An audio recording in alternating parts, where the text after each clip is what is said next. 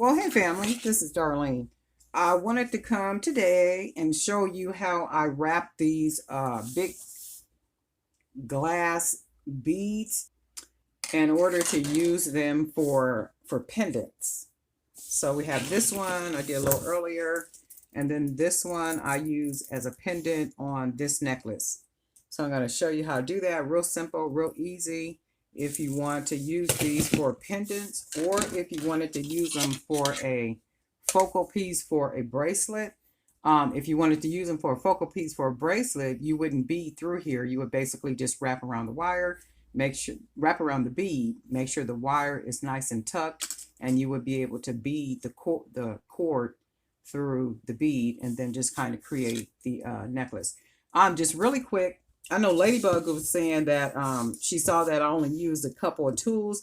I do only use a couple of tools. I use the clippers, the cutters, wire cutters. I use this little nose pliers to curl my ends up. And then I use these pliers in order to like maybe close off if there's a wire kind of peeking out. I can use my pliers to close it down. Or even if once I close the wire in this little area, I can take my pliers and kind of put it down and make sure nothing is sticking out. You don't feel anything. So I use these for that. And then I use my little my wood stick for what I use my wood stick for loops and hoops and things. And then also Miss Rita was asking, what about custom pieces? She don't want to do custom pieces. And how do you get around that with customers? Well, you get around that easily with customers by telling customers that you don't do custom orders. You could even use the wordage that your items are already very distinctive and original, and you don't do custom. Custom just kind of take away from your creative flow, and you don't want to create something that they would not be pleased with, because a lot of times you can do that. You can do the custom, and what's in a person's mind, even though they've expressed to you how they see it in their mind, you can create what you see in your mind, and it'll come out totally different than what they want. So I made a practice of staying far away from that. Outside of, I have two ladies that I have been creating jewelry for them forever, but they are the easiest women to please. All they'll say is, Darlene, I want something fuchsia, or I need something in red, and that's all they say. And whatever I create for them, they are happy with it. They don't say, oh, I want gold charms, and can you make it with a turquoise bling to it? They never say any of that. They may say, well, I want turquoise, or can you use a turquoise bead or something like that. But outside of that, they never try to put restrictions on what that piece is going to look like. And I like that kind of stuff. And then also, how can you get started? Get started if you are not already started with your Facebook page and your Instagram. And remember, Instagram is basically for showing pictures. I mean, for images. That's what that's for. Facebook is more images with text. So you don't always want to be selling to people, but you do want people to always see your collections. You always want to keep it in people's face in moderation, not selling to them. They can see your pictures as often as you want them to see your pictures, but you got to kind of be subtle with how you do things. So with your pictures, you want to make sure they're really nice pictures. And then on your pictures, you want to go ahead and put your website address. And if you don't have a website, put your Instagram handle in one side, and then put your Facebook in the other side, just big enough for people to see on the picture. And then you can post pictures. You can post pictures all day if you wanted to. And then maybe come up with like some quotes, or just a little something. And then occasionally go ahead and add the link, but make sure that the link is maybe in your bio or somewhere on your Facebook page or your Instagram that people can get to. So if they see your collection enough, they just go there and buy. And I would say this, and I'm probably going to keep saying this, that you never know who sees your collection. You never know who is buying from you online. You never know who sees what it is that you do. So you always want to kind of keep, this is just general across the board for any of us. You always want to keep it professional. You always want really nice pictures so they can see what it is, and where the expectation is when they get it, it looks better in person than the picture even made it look. Because a lot of times pictures make things look really good, and then you get them, it's like, this ain't nothing like what I saw. Those are professional photo takers, okay? They know how to create an illusion.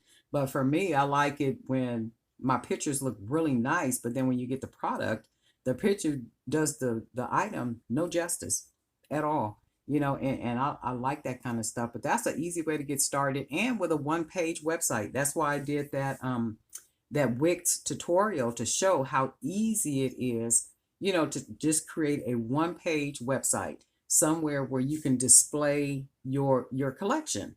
It's easy, and it's so easy that people don't do stuff.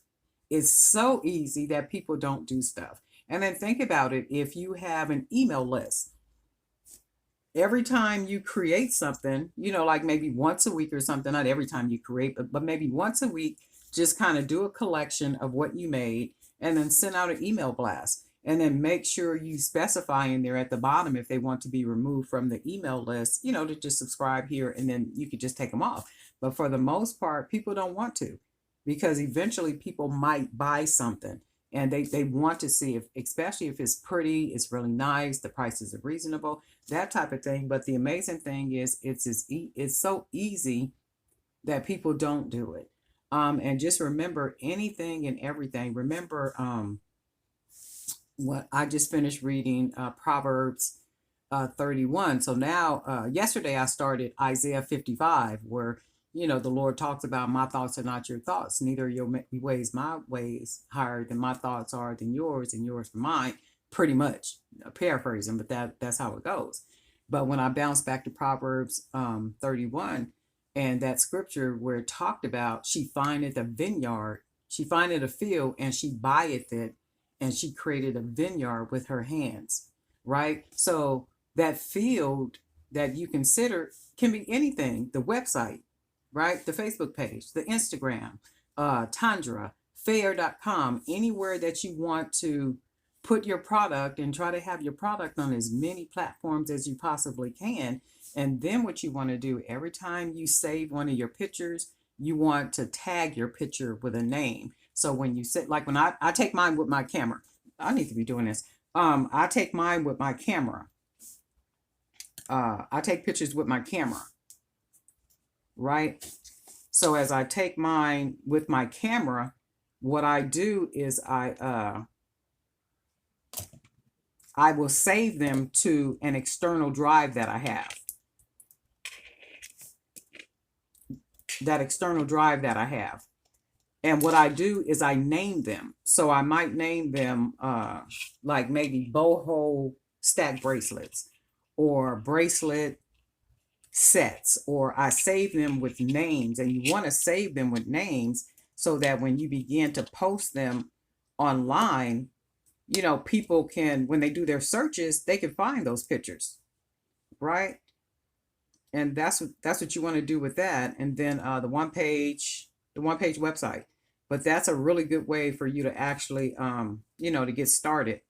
So I'm going to take this, and it's easy to just kind of wrap it. I'm going to take it up here, this little wire, take it around this part. And it's just basically wrapping wire.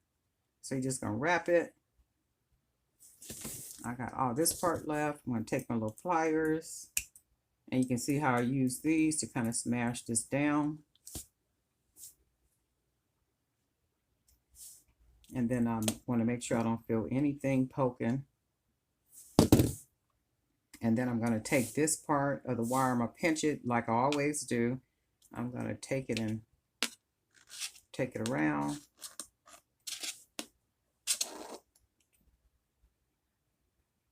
And I can, and in fact, this is enough wire here on the front. I don't want it too wiry.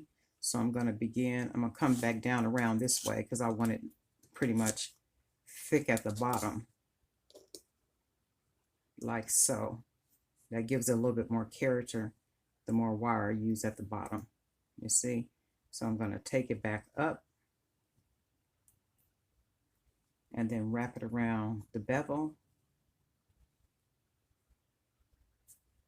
And I'm going to use all that wire because I want it nice and thick. So I'm going to take it back around and here. So then I'm going to take my little pliers, I forget whatever nose plier these are, and I like to take the end and kind of turn it in to like close it off. And then as I close it off, I tuck it down inside of there like that. And then you don't want to feel anything. Everything is just like that. But that's the gist of getting things started. And again, I understand that everybody is not, you know, trying to sell everything and do all that. Some people just, you know, they just make jewelry just because they enjoy making jewelry. And there is nothing wrong with that. Trust me, at all. Okay, this is this, but I'm going to go ahead and add a little bit of flavor to it. I'm going to take my little pliers and twist the end up. So you get that little part, and then I'm going to probably twist this little part up, and then take this one and twist it. And then you can see that how it just adds that little personality to it. And then I'm going to take this and maybe do that downward. Do this down a little bit. And you can tell it's very secure because I beaded the wire through. And I am going to, with this one, and then with this one, you can see how pretty that is with just that, that big old glass bead, right? Oh, I had another, one of you guys asked me about bracelets and the knot.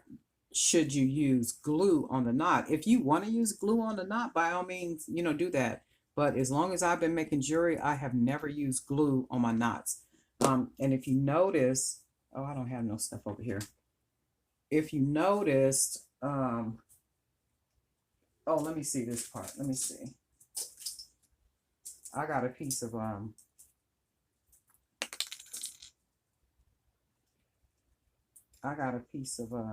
okay, I was working on something. Let's use this one. I'm going to just use this. If you notice in any of my videos, after I beat it, let's say I beaded it and I tie my knot.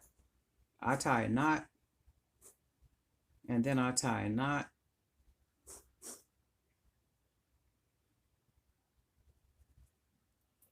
And then I double. I do 1, 2, tie. And then I do 1.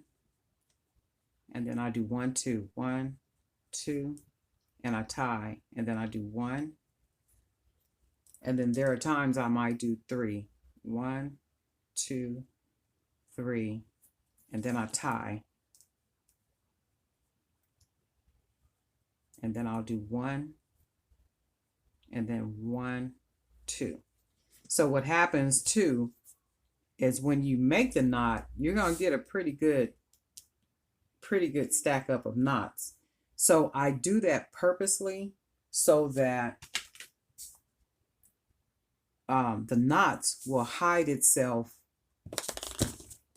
in the big hole of the bead. So if it's big enough and you're able to get it inside of the bead like that, what will happen is, you know, you pull it and stretch it and you get this part into the bead right here. It stays because it's snug. So it's not, you know, pulling and moving around and stuff because you've made it thick enough to where it fits into that hole to where it will literally stay in that hole. So it's not like it's sliding. It's like 1 or 2 knots and then it can just kind of slide out of the bead. No, I do them thick like this, thick, thick, thick. And then, you know, tied like how I just showed you. And then I tuck it inside that hole and then they stay. And it just makes sense for me and it just works for me. I mean, that's just me. But if you want to tie knots and then use glue, you know, by all means do that. However you create the way that you create. Anyway, Darlene Knight for Jewelry by BDK. Guess what, folks? We'll talk soon.